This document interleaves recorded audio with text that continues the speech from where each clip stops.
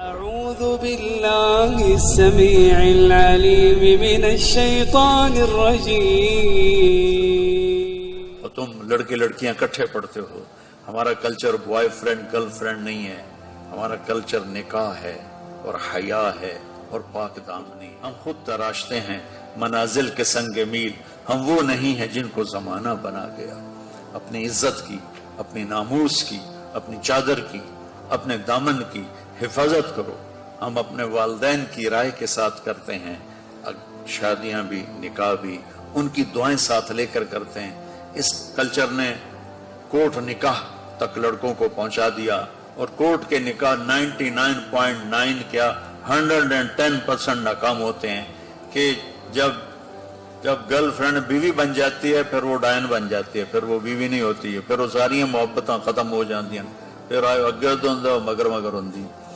تو وہ محبت جو شادی کے بعد پیدا ہوتی ہے وہ اصل محبت ہوتی ہے، وہ اصل پیار ہوتا ہے. لہذا بچوں، میں آپ کو نصیحت کرتا ہوں، اپنی تہذیب کو، ہماری مشرقی تہذیب نہیں، ہماری اسلامی تہذیب، ہماری مشرقی اقدار نہیں، ہماری ایمانی اقدار، ہماری ویلیوز ہیں. وہ ویلیوز ہمیں مشرق نے نہیں دی، ہمیں ہمارے نبی نے دی. تو اللہ کے واسطے اپنی عزت کی حفاظت کرو.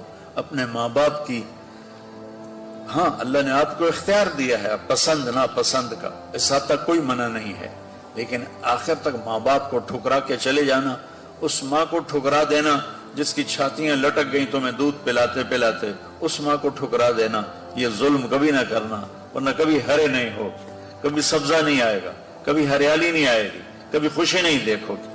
اور ماں باپ کی دعائیں چاہے وہ سختی بھی کر جائیں، زیادتی بھی کر جائیں، آپ کو وہاں تک پہنچائیں گی کہ فرشتے بھی نیچے رہ جائیں گے.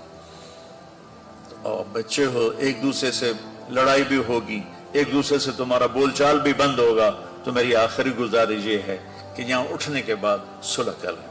یہ بچیوں سے بھی کہتا ہوں، کئیوں کی آپس میں کھٹ پٹ ہو جاتی ہے، آپ ایک جگہ پڑھتے رہتے ہیں، کھٹ پٹ ہو جاتی ہے، بول چال بند ہو جاتی ہے. یہ میرے اللہ کو پسند نہیں، میرے نبی کو پسند نہیں. بچو، ایک دوسرے کو خوش ہو کے ملو. چند دن کی زندگی ہے، مر جانا ہے، چلے جانا ہے. اصل ٹھکانہ تو اللہ آگے لانے والا ہے جس کا نام جنت ہے.